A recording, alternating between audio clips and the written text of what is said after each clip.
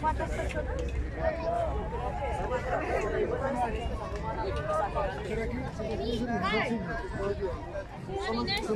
Tráeme los platitos de dinero.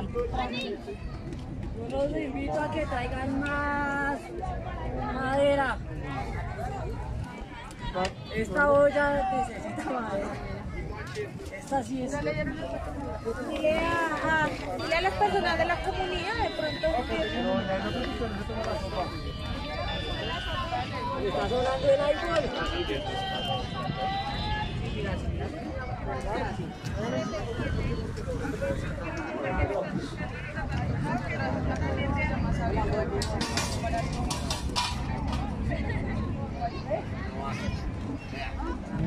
Ya acabó. Más o menos.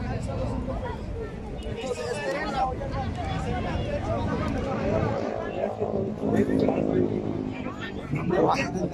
Esto es para todos. No hay más. Ah, mira, bájame.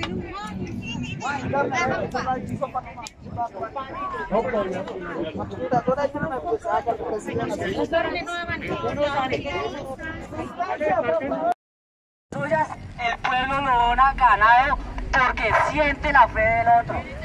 Entonces eso es lo que yo quiero que se llene el día de hoy. A todos muchas gracias.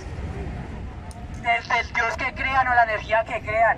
Hoy estamos marcando historia y estamos haciendo un cambio. Porque tenemos que volver a nuestros orígenes. Tenemos que volver a nuestros orígenes y volver a nuestras tribus. Porque tenemos que defender el agua, la tierra y la vida. Hoy somos los hijos de la paz. Y hoy estamos acá, diferentes familias representadas en cada pequeño sitio. Y hoy gracias a todos. Porque hoy vamos a hacer la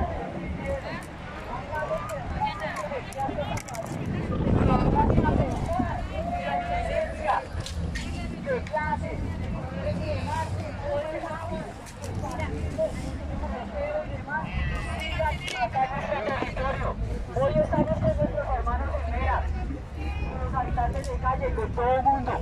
Esto seguirá. Con esta es la quinta olla que realiza Somos Bogotá en compañía de Viva Humor. Pero no será la única.